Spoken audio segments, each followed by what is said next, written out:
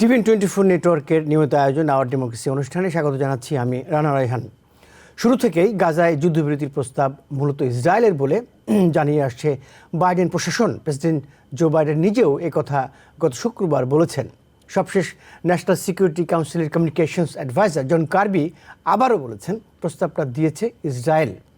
এ সময় তিনি বলেন, বল এখন হামাসের কোর্টে।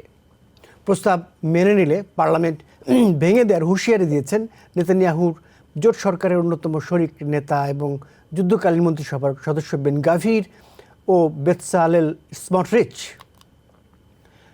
এই দুই নেতার চাপের কারণে নেতানিয়াহু যুদ্ধবিরতির প্রস্তাব মেনে নিতে পারছেন না বলেও ধারণা করা হচ্ছে। তবে সোমবার এক ভিডিও বার্তায় নেতানিয়াহু দাবি করছেন তার ওপর জোট সরকারের কোনো চাপ নেই, এরকম দাবি করছেন।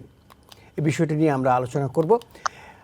এদিকে ফেডারেল অস্ত্র মামলায় প্রেসিডেন্ট জো বাইডেনের ছেলে হান্টার বাইডেনের বিচারে জুরি গঠন করা হয়েছে। 12 জন জুরি সদস্য এবং আরও 4 জন বিকল্প জুরর এর মধ্যে চূড়ান্ত হয়েছে। সোমবার সকালে ডেলওয়্যারের ফেডারেল ডিস্ট্রিক্ট কোর্টে এই নির্বাচন প্রক্রিয়া শুরু হয়েছে। এদিকে আবারও সক্রিয় হচ্ছে প্রাউড বয়েজ। 6 জানুয়ারি ক্যাপিটল হিলে হামলা চালিয়ে প্রেসিডেন্ট নির্বাচনের ফলাফল পাল্টে দেওয়ার ব্যর্থ চেষ্টার পর আইন প্রয়োগকারী সংস্থার চাপে নিষ্ক্রিয় হয়ে পড়ে গ্রুপটি। সহিংসতার অপরাধে প্রাউড বয়েজের নেতা সহ অন্তত 70 জন অভিযুক্ত হয়েছেন।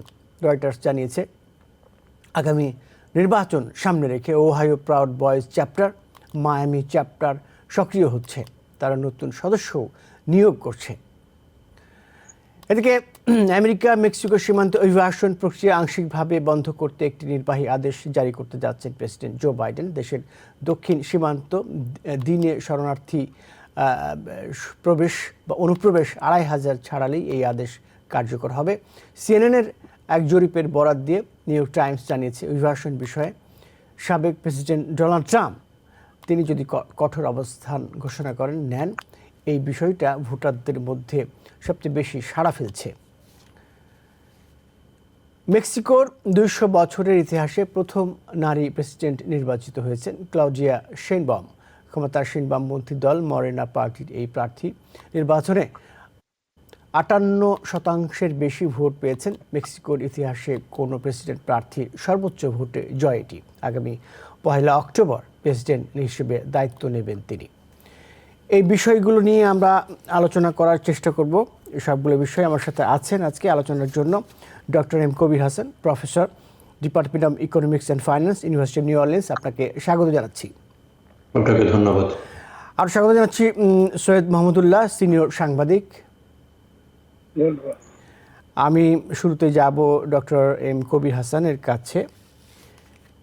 জানতে চাইব যে বিষয়টি আমরা দেখছি যে বাইডেন প্রশাসন, যেটি শুরুতেই বললাম, বারবার বলছে চুক্তিটি ইসরায়েল স্বীকার করছে না। নেতানিয়াহু বিরুদ্ধে এমনকি তার জোট সরকারের নেতারা যেমন বেন গাভির বলছে নেতানিয়াহু তাদের সাথে লুকোচুরি খেলছেন, এরকম অভিযোগ করছেন যে তাদেরকে যে ডিলটা হয়েছে দেখতে চেয়েছেন, দেখাচ্ছেন না। বাইরে তিনি বলছেন যে আসলে আমরা এটা মানি না, আবার কেউ বলছেন মানি। গত কয়েকদিন ধরে আমরা তাই দেখছি।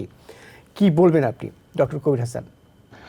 দেখুন, ইসরায়েলি ডক্ট্রিন মানে ইসরায়েলের ফরেন পলিসি বা ওদের বিদেশের সাথে যোগাযোগ করার জন্য তাদের একটা পলিসি হাসবারা বলে, মানে যেটাকে বলা হয় যে ক্রিয়েটিং ডিসইনফরমেশন। আপনারা জানেন যে এই যুদ্ধবিরতির আগেও আরেকটা যুদ্ধবিরতি ওরা হামাসের উপরে দোষ দিয়ে ওরা মানে করেনি অ্যাবাউট মান্থ এগো।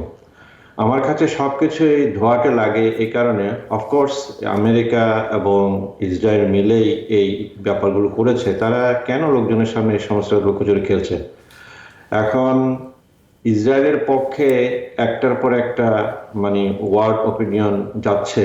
এখন তারপরেও আমেরিকা তার পিছনে লেগে আছে। একটা মরাল স্ট্যান্ড আমেরিকা নিতে পারছে না বিভিন্ন কারণে।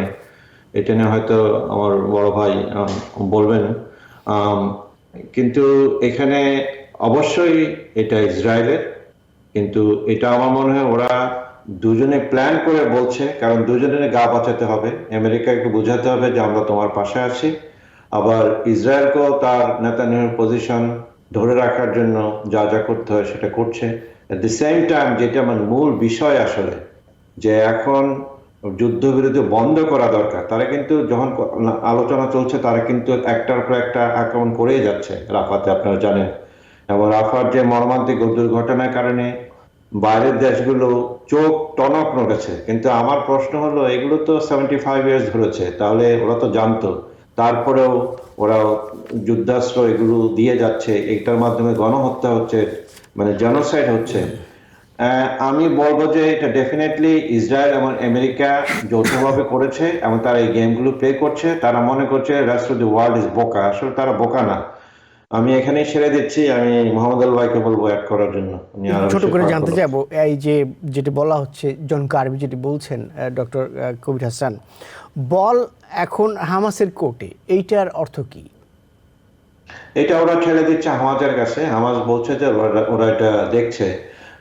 আগের বারেও সবসময় যখন কোনো কিছু মানে কাজ করছে না, যেমন তারা বলে যে এটা আমরা আমাদের পক্ষে যা করলাম, এখন তোমাদের হাতে বল, কিন্তু হামাসের তো একটা পজিশন আছে, তাই না? তা হামাস কিন্তু সরাসরি এটা নাকচ করে দেয়নি।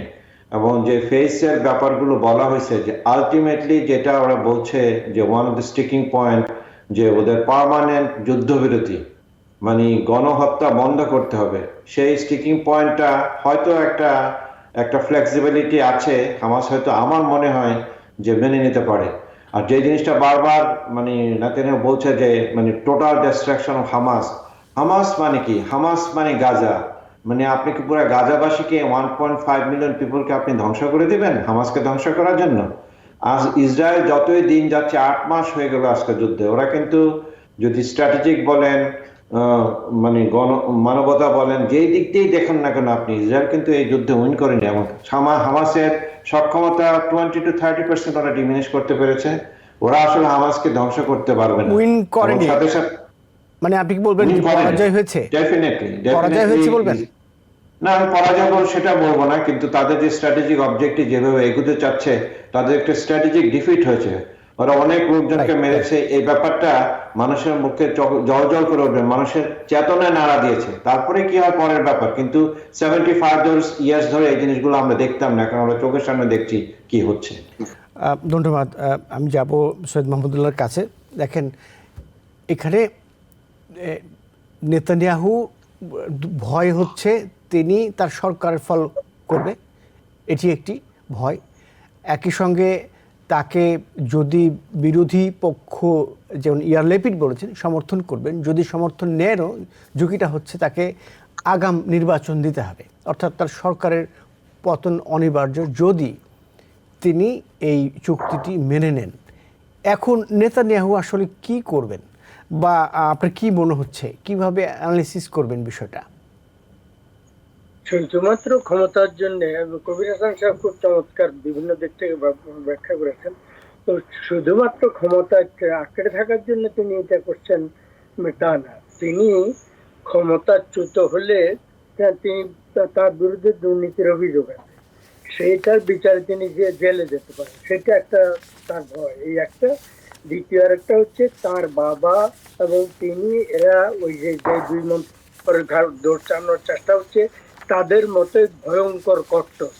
তারা বৃহত্তর ইসরায়েল বিশ্বাস করে, তারা প্যালেস্টাইনি রাষ্ট্রে বিশ্বাস করে।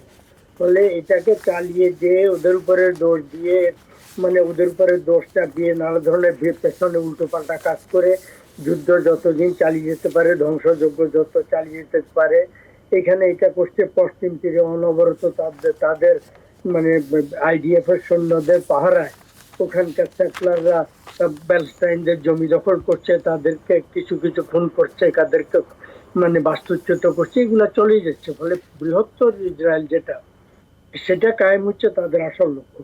আর একটা কথা, এই যে প্রেসিডেন্ট বাইডেন যেটা বলেছেন, ওদের বক্তব্য অফিসিয়ালি তারা যে বক্তব্য দিয়েছে, হ্যাঁ প্রেসিডেন্ট যেটা বলেছেন এটা ঠিক, কিন্তু কি পুরোটা আমাদের যে রেজলিউশন, আমার সিজ ফায়ারের যে প্রস্তাবনা আমরা পেশ করেছি, পুরোটা উনি প্রকাশ করেনি।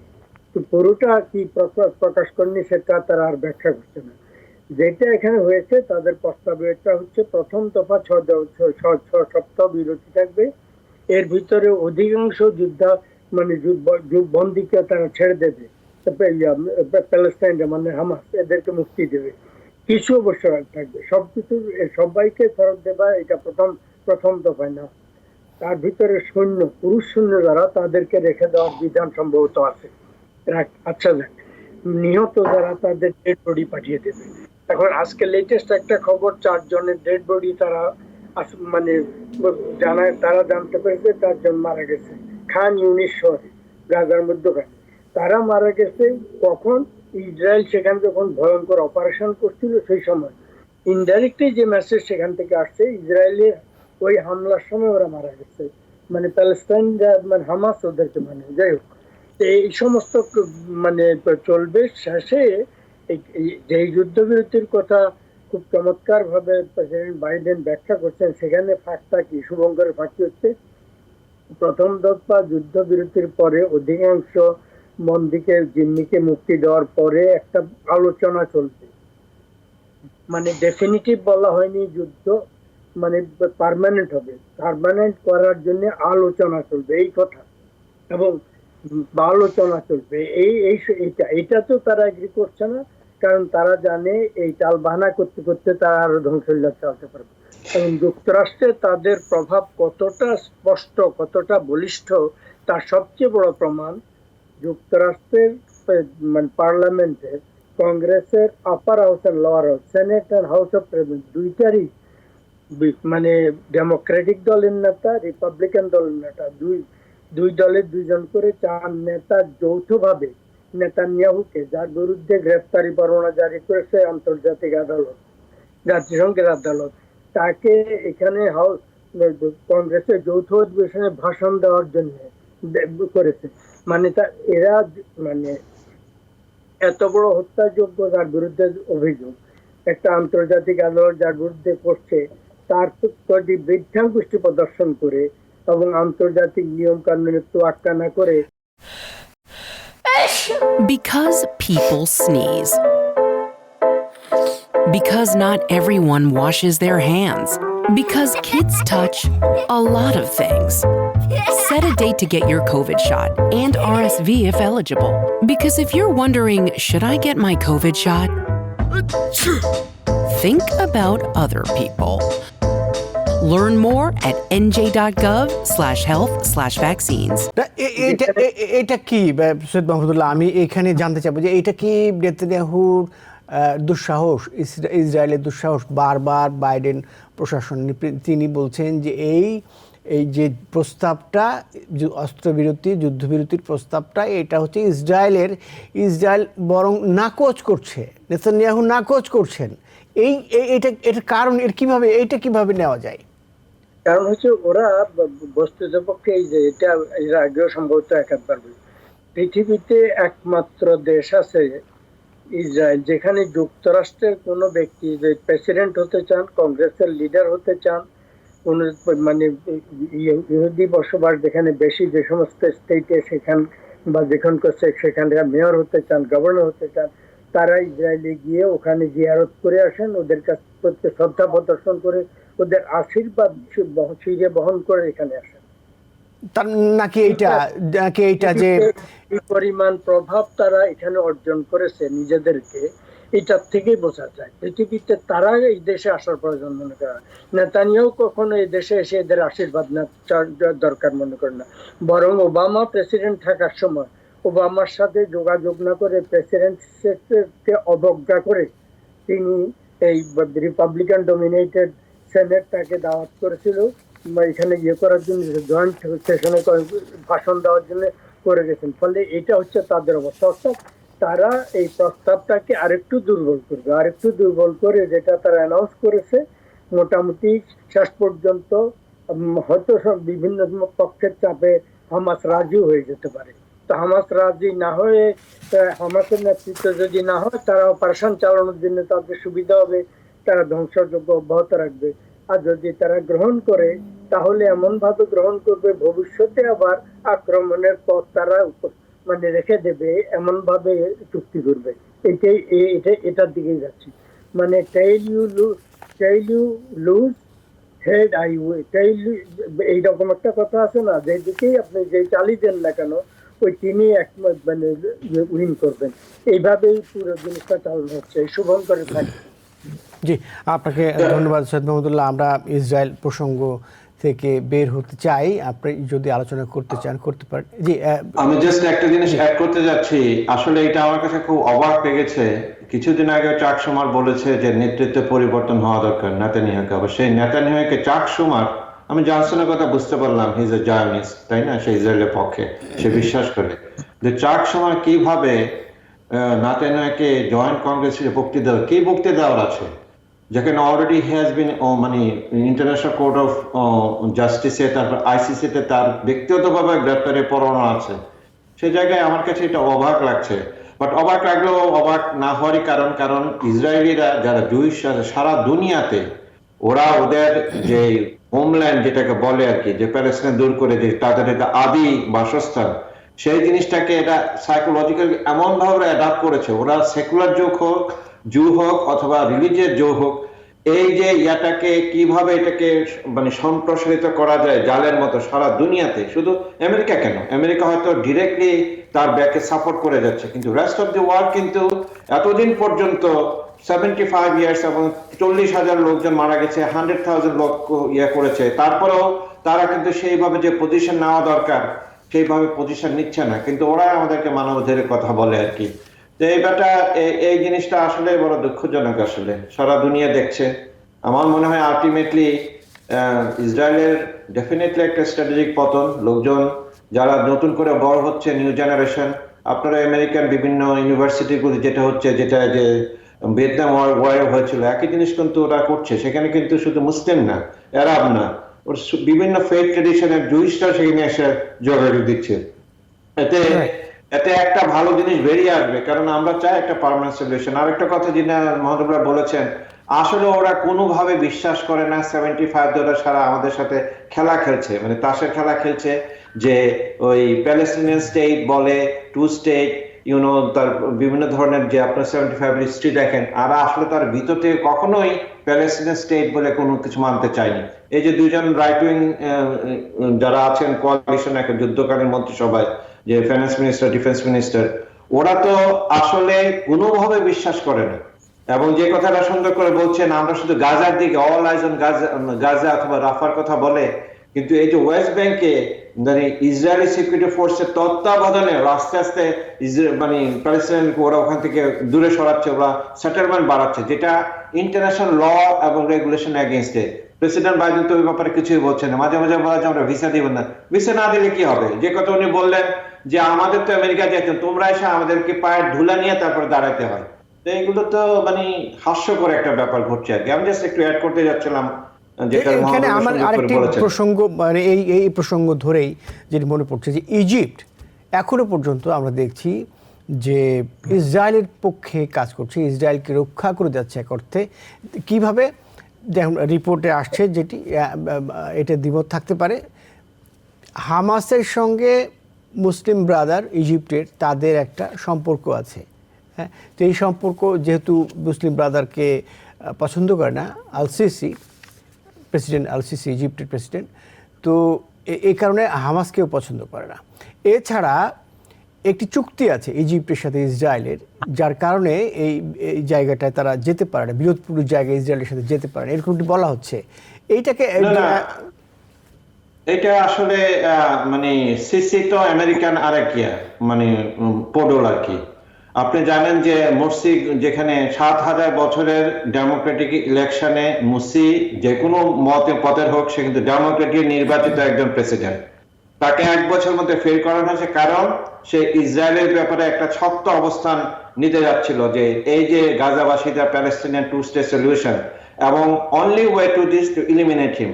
মুরসি তো তারই ছিল, মানে সেনাপতি ছিল, তাকে সরানো হলো, এবং এত বছর পরে একটার পর একটা মানে শ্যাম ইলেকশনের মাধ্যমে সে প্রেসিডেন্ট হয়ে যাচ্ছে। এবং আপনার যদি প্যালেস্টিনিয়ান, আমার অনেক ছাত্র আছে, অথবা আপনি প্যালেস্টিনিয়ান ইজিপশিয়ান সিটিজেনের সাথে আলাপ করে দেখেন, তারা হাসাহাসি করে মুরসি নিয়ে। সে নিজেকে এখন সামায় গড মনে করে সে, এবং কোরআনের ব্যাখ্যাতা বলে যে আমি যেটা বলি সেটাই হবে। কিছুদিন আগে ওরা তাদের একটা আইল্যান্ড দিয়ে দিয়েছে সৌদি আরবকে, এবং আপনার নিজের দেশের সার্বভৌমত্ব আইল্যান্ড দিতে পারেন না, সে বলে যে এটার বিরুদ্ধে কথা বলতে পারবেন না। এই সব ধরনের লোকজন আপনার তো ইসরায়েলের পক্ষে তার ক্ষমতা রাখার জন্য তার আমেরিকা যেভাবে বলছে সেভাবে তাকে থাকতে হচ্ছে। তো এটা ইনডাইরেক্টলি আর ডাইরেক্টলি ব্যাপার না, সেটা নিজের ক্ষমতাকে পারমিট করার জন্য এগুলো করছে। এই জিনিসগুলো তো আমরা পুরো মুসলিম ওয়ার্ল্ডে দেখছি আসলে। এই যে ধরেন আমি আরেকটা জিনিস কথা শেষ করতে যাচ্ছি, সেটা হলো যে হ্যাঁ আমরা আমেরিকার দোষ দেই, ওয়েস্টার্ন ইউরোপকে দোষ দেই, যা তাদের যোগ্য ভূমিকা। আমরা মুসলিম ওয়ার্ল্ডে কি ধরনের মানে ভূমিকা পালন করছি?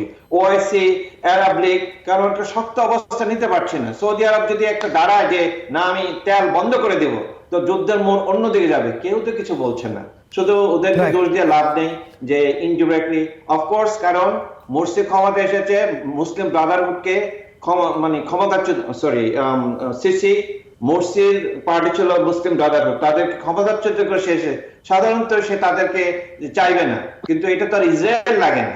তো নিজের দেশে তারা ডেমোক্রেসি ফলো করে না, তাহলে অন্যদের দোষ দিয়ে লাভ কি? আর আমাদের একটা জিনিস হয়েছে, আমেরিকাতে আমি থাকি অনেক বছর, আমাদের যত দোষ, যত আমাদের দুর্বলতা, blame on the juice, blame on মানে ইসরায়েল। যা কিছু হয় আমাদের দুর্বলতা, আমাদের অক্ষমতা, সবকিছুই জুসদের জন্য হচ্ছে। ব্যাপারটা তা না, আমাদের কিন্তু একটু আত্মসমালোচনা করা দরকার। আসলে আমরা কোন দিকে যাচ্ছি, আমরা আমাদের ফিলসফি, আমাদের ফরগেট আবার আপনি সেকুলার মুসলমান হন, রিলিজিয়াস মুসলমান, যে ভ্যালুস গুলো আছে ইসলামের, এই ভ্যালুস গুলো আমরা ধরে রাখতে পারছি না। এই ভ্যালুস গুলো অন্যান্য দেশগুলো ধরে রেখে তারা এগিয়ে যাচ্ছে, কিন্তু আমরা পিছিয়ে পড়ছি, কারণ আমরা আমাদের ভ্যালুসকে আমরা ঠিকভাবে ফলো করছি না। ধন্যবাদ ডক্টর কবির হাসান। আমরা এই একই বিষয়ে সৈয়দ মাহমুদুল্লাহর প্রতিক্রিয়া জানতে চাইব, তবে আমার মনে হয় আমরা একটা বিরতি থেকে ফিরে আসি। ছোট একটা বিরতি আছে, তবে কিছু সময় পাবো। সৈয়দ মাহমুদুল্লাহ, আপনি যদি কিছু বলেন এই বিষয়ে, আমরা একই বিষয়ে আপনার কাছে বিরতিতে ফিরে এসে শুনবো, কিন্তু কিছু সময় এখনো আছে।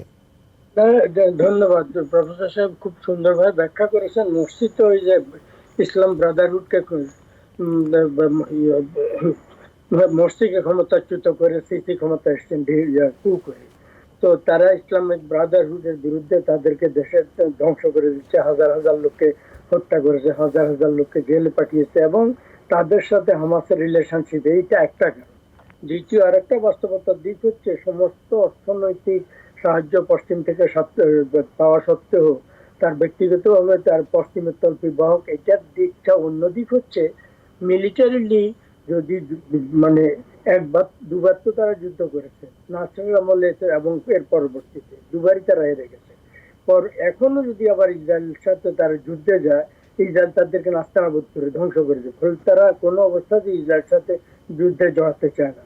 কিন্তু আরেকটা ফ্যাক্টর আছে, এই গাজাতে যদি কোন রকম মানে মাঝামাঝি একটা সলিউশন হয়, ইজিপ্টের একটা বিপদ আছে। এখানকার যে উদ্বাস্তুরা, বিপুল সংখ্যক উদ্বাস্তু হয়, ইজিপ্ট প্রপারে রাফা বর্ডার দিয়ে ঢুকিয়ে দেবে, আর নতুবা এদেরকে সাইনাই মরুভূমির দিকে ঢুকিয়ে দেবে, যেটা মানে ইসরায়েল ছেড়ে দিয়েছে যুদ্ধের পরে, পরবর্তীতে সাদাত সে দেশ সফর করার পরে, যখন শান্তি চুক্তি হলো।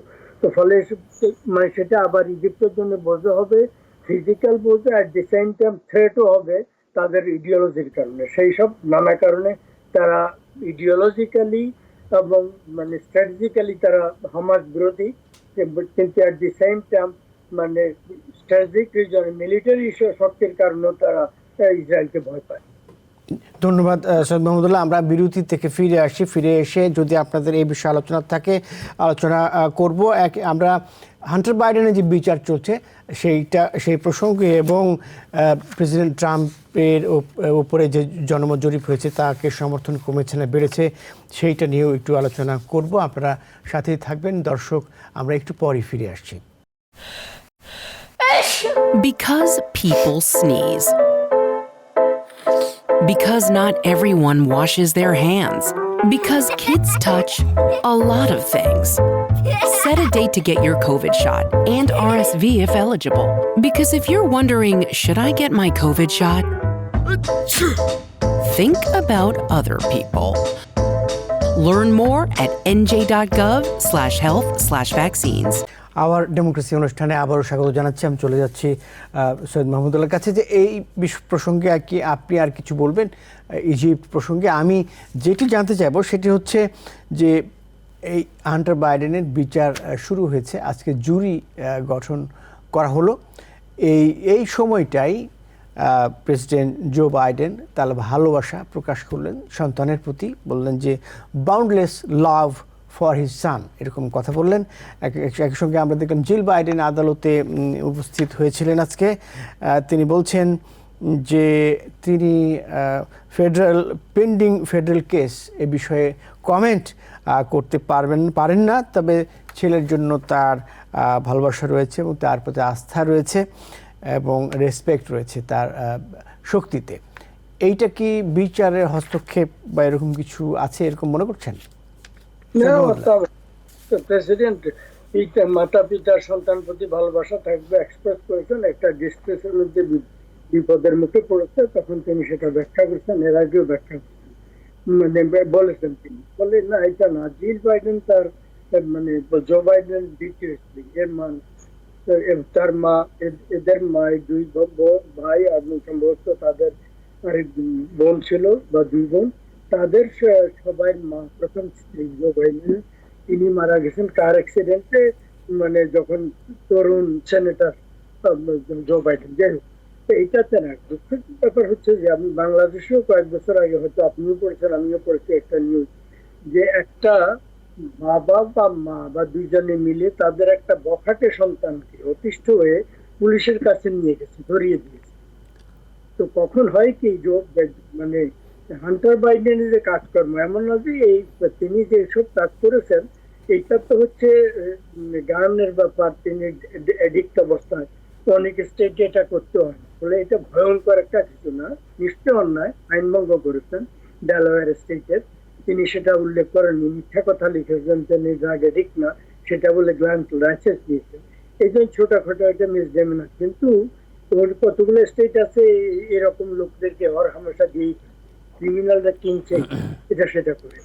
যেটা দুঃখজনক ব্যাপার হচ্ছে সেটা হচ্ছে চাইনি এই মানে চীন, ইউক্রেন এদের সাথে ধানায় পানায় নানা ব্যবসা বাণিজ্য ডাইরেক্টলি ইনডাইরেক্টলি, তার পিতা ভাইস প্রেসিডেন্ট, ওই পদটাকে তিনি মানে ভাইস প্রেসিডেন্ট নিজে তার সাথে সম্পৃক্ত হয়েছেন কোনো প্রমাণ কেউ দিতে পারে না যে জো বাইডেন জানতেন। কিন্তু আমার বাবা বিখ্যাত ব্যক্তি, এটাকে ইউজ করেও যদি কেউ করে সেটা ওই ব্যক্তিটা একটা অপরাধ। এই সমস্ত কাজকর্ম তিনি করেছেন বলে অভিযোগ আছে। এবং তিনি ইউক্রেনের একটা প্রতিষ্ঠান থেকে $1 মিলিয়ন বা তার চেয়ে বেশি অঙ্ক তাকে দেওয়া হয়েছিল, তাদের একটা ডাইরেক্টরশিপ ইত্যাদি। হঠাৎ করে দুনিয়াতে আর লোক পেল না, ডেলাওয়্যারের হান্টার বাইডেন তাকে ওখানকার করলো, তার লবিস্ট হিসেবে কোনো খ্যাতি নেই, কোনো জীবনে কোনো ক্ষেত্রেই তার কোনো খ্যাতি নেই। তারপরে অন্য এক নারীর গর্ভে তার সন্তান আছে, সেটাকে সে স্বীকার করেনি, পরে ডিএনএ পরীক্ষার পরে যখন প্রমাণ হয়েছে যে সেটা তার সন্তান, তখন তারা এটাকে মেনে নিয়েছে। ফলে তার লাইফটা কেওটিক, দুঃখজনক কেওটিক, মানে ঠিক মতো ভালোবাসেন যে দুটা প্রচন্ড ভাবে তার মানে সন্তান বিয়োগের পরে সম্ভবত এদের প্রতি অতিরিক্ত ভালোবাসা দেখিয়েছেন, সেটা স্বাভাবিক। কিন্তু যে কোনো ভালোবাসা দেখানোর তো আরো সময় ছিল, বখাটে হয়ে গেছে। বিচার শুরুর দিনেই কেন? আমি জাস্ট একটা জিনিস অ্যাড করতে যাচ্ছি মহোদয়ের সাথে। এই যে ভালোবাসার কথাটা বললেন, এটা কিন্তু আগেও বলতো সে। আপনি জানেন যে তার জো বাইডেনের যে ট্র্যাজিক হিস্ট্রি, তার ওয়াইফ এবং একটা মেয়ে মারা যায়, তারপরে দুটা ছেলে সিরিয়াসলি ইনজিউর্ড ছিল, তারপরে একটা ছেলে তো মানে ক্যান্সারে মারা গেছে, he is a war veteran. This guy Biden কিন্তু কখনো অস্বীকার করেনি তার মানে ড্রাগ এডিকশন এবং অ্যালকোহলিজম, সেটা সে অনেকবার চেষ্টা করেছে, রিহ্যাব গিয়েছে, এটা আবার ফিরে আসে। আমি যদি চিন্তা করি, আমি যদি জো বাইডেন হইতো, আমার ছেলে এরকম হইতো, আমি কিন্তু সেভাবে ভালোবাসা প্রকাশ। কিন্তু যেখানে ডিফারেন্সটা সেটা হলো সে কিন্তু ফেডারেল কোনো ইয়াতে কোনো মন্তব্য করেনি। এই যে কথাটা আপনি বলছেন কিন্তু আজকে না, আমি অনেকবারই শুনে আসছি সে তার ছেলের পক্ষে। যতবারই কিছু এসে যায় যে আমার ছেলে ইজ এ ফাইটার, আসলে ওই জিনিসটা হিউম্যান সাইডটা কিন্তু আমরা কেউ দেখি না। যাদের ফ্যামিলিতে এই ধরনের সমস্যা আছে, ড্রাগ এডিক্টেড চিলড্রেন আছে, তারা বুঝতে পারে যে কি হচ্ছে আর কি। এই ব্যাপারে মানে আমেরিকান সিস্টেম যেটা এখনো অপারেট করছে, কিছুদিন আগে এক্স প্রেসিডেন্টকে ফার্স্ট টাইম মানে তাকে কনভিক্ট করা হয়েছে, আবার এখানে সিটিং প্রেসিডেন্টের ছেলে তাকে ট্রায়ালের মধ্যে যেতে হচ্ছে। এটা আমেরিকান হিস্ট্রিতে আনপ্রেসিডেন্টেড। এখনো ইনস্টিটিউশন গুলো কাজ করছে, যতদিন আমেরিকাতে ইনস্টিটিউশন গুলো কাজ করবে আমেরিকা এগিয়ে যাবে। এটা যদি বন্ধ হয়ে যায়, কেউ যদি ইন্টারফেয়ার করে, সেটা আমেরিকার জন্য দুঃখজনক। এখানে আমি একটা জিনিস অ্যাড করতে যাচ্ছি, এই প্রেসিডেন্ট ট্রাম্পের, এক্স প্রেসিডেন্টের কনভিকশন হওয়ার পরে রিপাবলিকান পার্টির লোকজন এবং মেম্বাররা যেভাবে কথাবার্তা বলছে, এটা কিন্তু আমার কাছে অনেক মনে হচ্ছে সমূহ বিপদের কারণ। তারা একটা ইনস্টিটিউশনকে ধ্বংস করার চেষ্টা করছে। সেখানে দুই দিকেই ফেয়ারলি ফাইট করেছে, ফাইনালি একটা ভার্ডিক্ট হয়েছে। এখন যদি এটা পলিটিক্যালি কালার দেওয়া হয়, যেটা পলিটিক্যালি মোটিভেটেড, এটা বোধহয় ঠিক না। সেভাবে তো ডেমোক্রেটও বলতে পারতো যে জো বাইডেনের ছেলের যে বিচার হচ্ছে এটা পলিটিক্যালি বায়াস। ব্যাপারটা তা না। Late the institution, let the বিচার কার্য, let it follow its course and see what happens. Then you make your statement, you analyze, do academic or political discussion and so on. Thank you. আমাদের আরেকটি প্রসঙ্গ ছোট ছোট করে জানতে চাবো, কয়েকটি প্রসঙ্গ আছে। সেটি হচ্ছে যে জরিপে আমরা দেখলাম, গতকালকের জরিপ যদিও, সেই জরিপে দেখা যাচ্ছে যে ডোনাল্ড ট্রাম্পের গিলটি ভার্ডিক্টের পরে একটি ভোট জরিপ যারা অংশ নিয়েছে তাদের বড় একটি অংশ মনে করে যে ডোনাল্ড ট্রাম্পের এই নির্বাচনী ক্যাম্পেইন থেকে সরে দাঁড়ানো উচিত, সমাপ্তি টানা উচিত। 52% বিশ্বাস এটাই। এর মধ্যে যারা ডাবল হেটার্স, অর্থাৎ প্রেসিডেন্ট জো বাইডেনকে ঘৃণা করে, ডোনাল্ড ট্রাম্পকেও ঘৃণা করে, পছন্দ করে না, দুজনকেই অপছন্দ করে, তারাও, তাদেরই একটি বড় অংশ 67% তারাও মনে করে যে ডোনাল্ড ট্রাম্পের সরে যাওয়া উচিত। এই আসলেই কি এটা প্রভাব পড়বে কিনা, সৈয়দ মাহমুদুল্লাহ সংক্ষেপে? হ্যাঁ, ডোনাল্ড ট্রাম্প সরে যাওয়া উচিত। জনমত জরিপের হলেও তিনি সরবেন। তার যে ব্যক্তিত্ব, তিনি অসুস্থ না হলে, বাধ্য না হলে সরবেন না। 1, 2 নম্বর হচ্ছে ডেলিগেট যারা নির্বাচিত হয়েছে ইলেকটোরাল কলেজের জন্য বিভিন্ন স্টেটের ভোটে, তারা দে আর কমিটেড টু হিম। ফলে ওই কনভেনশনে তাকে ভোট দিতে তারা বাধ্য, লিগেলি বাধ্য। অল্প কয়েকটা স্টেটে সম্ভবত কিছু ফ্রিডম আছে, সর্বত্র নেই, এই একটা। তো কনভেনশনে যদি তারা তাকে ভোট না দেয়, সেটা ইলিগাল। একমাত্র তিনি নিজে যদি উইথড্র করেন, তিনি যদি অসুস্থ হন বা তার অন্য কিছু ঘটে, তাহলে এটা। আদারওয়াইজ তিনি কনভিক্টেড ক্রিমিনালও যদি হন, তাকে যদি জেল জরিমানা ইত্যাদিও করা হয়, তারপরও তিনি দাঁড়াতে পারবেন এবং তিনি দাঁড়াতে বদ্ধপরিকর, এবং তিনি অনেক কিছু কঠোর কাজ করার প্ল্যান করে ফেলছেন। এবং তিনি একটা জিঘাংসা নিয়ে শত্রুদেরকে ধ্বংস করার মিশন নিয়ে তিনি ক্ষমতায় যেতে চান। এবং তার পক্ষে একটু আগে আপনি যেটা বললেন, প্রাউড বয়রা, তারা আবার বেশ বলিষ্ঠ হয়ে উঠছে, দেশব্যাপী জাগরণ সৃষ্টি হচ্ছে, সংগঠিত হচ্ছে। তারা সবাই মিলে তার কোর গ্রুপ আরো সম্প্রসারিত হচ্ছে।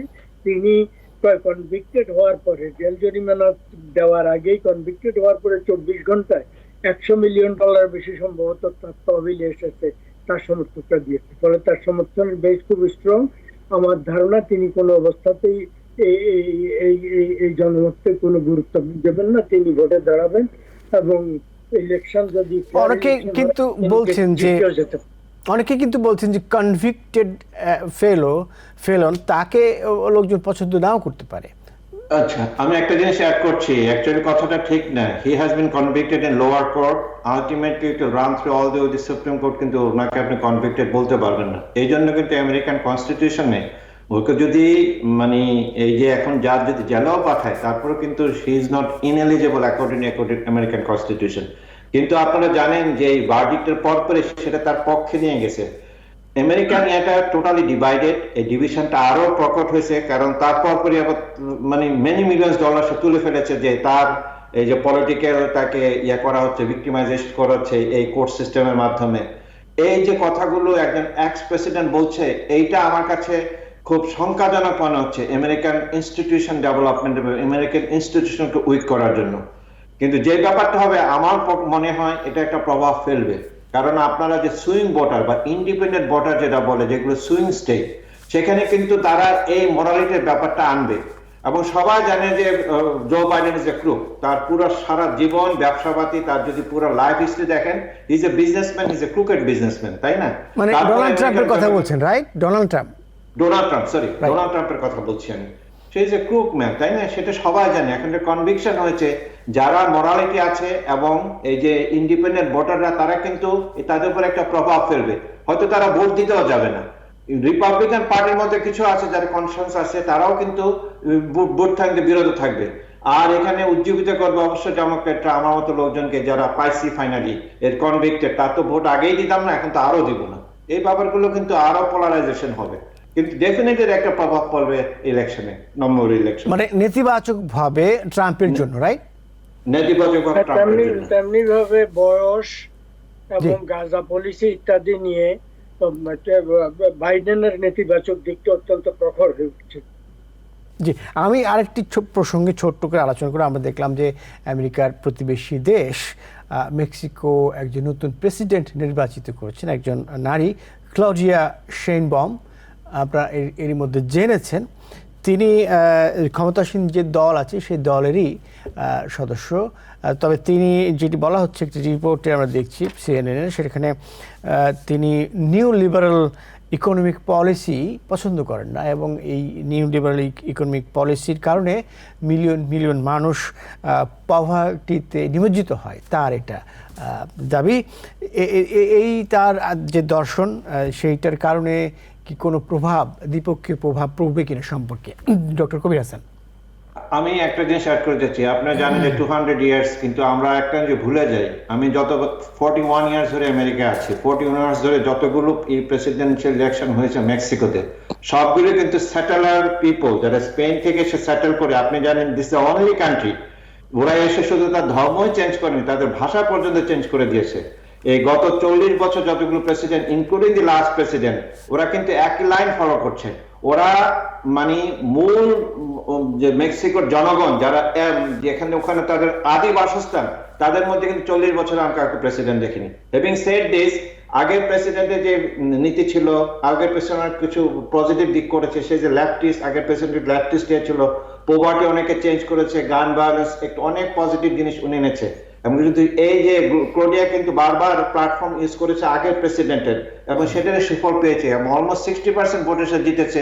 Not only that, they beat us to America for the first time in 200 years. মানে ওদের first president, democratic elected president ওরা করেছে। হ্যাভিং সেড দিস, আমি আরেকটা জিনিস অ্যাড করতে যাচ্ছি। ধরেন নেক্সট ইলেকশনে জো বাইডেন জিতলো, এবং কোনো কারণে উনি জানেন বয়োবৃদ্ধ লোক, উনি যদি হি ডাইজ অন দি জব, দেন আমাদের আরেকজন মহিলা প্রেসিডেন্ট হবে, কিন্তু indirectly, not like Mexico. Mexico থেকে আমাদের অনেক কিছু শেখার আছে। আরেকটা ব্যাপার আছে, যদি এটা ইলেকশনে একটা প্রভাব ফেলেন, মেক্সিকো কিন্তু মেইনলি ক্যাথলিক কান্ট্রি, সেখানে first time A president of Jewish origin has been elected. তো এই যে ইলেক্টেড হওয়ার ইয়াটা কিন্তু এই রেস বা রিলিজিয়ন বা ব্যাকগ্রাউন্ড কাজ করে তার ফিলসফি, তার যে ইলেকশন ম্যানিফেস্টো, এবং সে আগের প্রেসিডেন্টের সে ধারাবাহিকতা রক্ষা করে মেক্সিকোর জন্য ভালো জিনিস করেছে, এবং সেটা যাবে। আমি তাকে উইশ অল দি বেস্ট, মেক্সিকোর জন্য এটা ভালো হলো। ধন্যবাদ ডক্টর কবির হাসান। একই বিষয় জানতে চাইব সৈয়দ মাহমুদুল্লাহর কাছে। ধন্যবাদ। নীতি আদর্শের দিক থেকে তিনি তো বর্তমান বিদায়ী প্রেসিডেন্ট যিনি লাব্রাডর, তার অনুসারী এবং তার সমর্থনে তিনি দাঁড়িয়েছেন। তিনি কিন্তু এই দীর্ঘদিন পরে সেন্ট্রাল এবং দক্ষিণ আমেরিকা মিলে পুরো ওই অঞ্চলে একজন প্রথম ইহুদি নেতা হলেন, প্রেসিডেন্ট হলেন। এর আগে একবার পানামা একজন হয়েছিলেন, চিলিতে একজন নেতা হয়েছিলেন, কিন্তু এত বড় একটা গুরুত্বপূর্ণ দেশে এটা একটা উল্লেখযোগ্য দিক। তিনি লেফট অফ দি সেন্টার, একেবারে লেফটিস্ট। ফলে আমার ধারণা সেই দেশে জনমুখী নীতির ব্যাপারে তিনি ল্যাব্রাডর চাইতে আর একটু এগিয়ে যাবেন, এবং তিনি প্র্যাগমেটিক হবেন। প্রেসিডেন্ট বাইডেন যদি থাকেন, তার সাথে মোটামুটি মানিয়ে চলতে পারবেন তিনি। কনফ্লিক্ট হবে যদি ট্রাম্প আসেন, কারণ ট্রাম্প দক্ষিণপন্থী রাইটিস্ট অর্থনীতি ইত্যাদি অনুসরণ করবে, এবং মেক্সিকোর উপরে প্রচন্ড না ধরনের চাপ সৃষ্টি করার চেষ্টা করবেন। সেই কারণে তার সাথে সংঘাত একটা হতে পারে। তবে তিনি যদি north American free trade agreement, যা বহু বছর আগে হয়েছিল, সম্ভবত ক্লিনটন আমলে, ন্যাফটা হোল নইচে চেঞ্জ করে দিয়ে টোটালি বানচাল করে দিতে চান ট্রাম্প, তাহলে সংঘাত একেবারে স্পষ্টভাবে মানে ভয়ঙ্কর সংঘাত হবে। আদারওয়াইজ তিনি যুক্তরাষ্ট্র বিশাল শক্তি, তাকে একেবারে মানে তো তুচ্ছতাচ্ছিল্য করতে পারবেন না, মানিয়ে চলতে হবে। কিন্তু কিছুটা মানে সম্পর্কে কিছুটা অস্বস্তির সৃষ্টি হবে ট্রাম্প যদি হন। জি। বাইডেন থাকলে মোটামুটি একটা সৈয়দ মাহমুদুল্লাহ জি, আপনাকে অসংখ্য ধন্যবাদ। আমরা অনুষ্ঠান শেষ করতে চাই। সৈয়দ মাহমুদুল্লাহ, আপনাকে অসংখ্য ধন্যবাদ। ধন্যবাদ আছি ধন্যবাদ। ডক্টর এম কবির হাসান আপনাকেও। আর ডেমোক্রেসি, জি আপনি কিছু বলবেন? না না, উনি যেটা বলেছেন আসলে, যে প্রেসিডেন্ট ট্রাম্প যদি আসে, যে অর্থনৈতিক যে ইয়াটা, ওদের কিন্তু টু ডিফারেন্ট ফিলসফি। কিন্তু যদি জো বাইডেন আসে, আমার মনে হয় এটা দু দেশের জন্য ভালো হবে, কারণ দু দেশের মধ্যে অনেক ধরনের বিরোধ সম্পর্ক ব্যাপার আছে। ইমিগ্রেশন একটা বিগ ইস্যু, তারপরে মানে Right. ইকোনমিক ফিলসফি, এই ব্যাপারগুলো দিয়ে যদি প্রেসিডেন্ট বাইডেন আসে, আর ওখানে অলরেডি হয়েছে, এটা পজিটিভ হবে দুই দেশের জন্য। ধন্যবাদ ডক্টর কবির হাসান, সৈয়দ মাহমুদুল্লাহ, আপনারা দুজনই ভালো থাকবেন। আর ডেমোক্রেসি অনুষ্ঠানে এই ছিল আজকের মতো। দেখা হবে আগামী পর্বে। সে পর্যন্ত আজকের মতো বিদায় নিচ্ছি।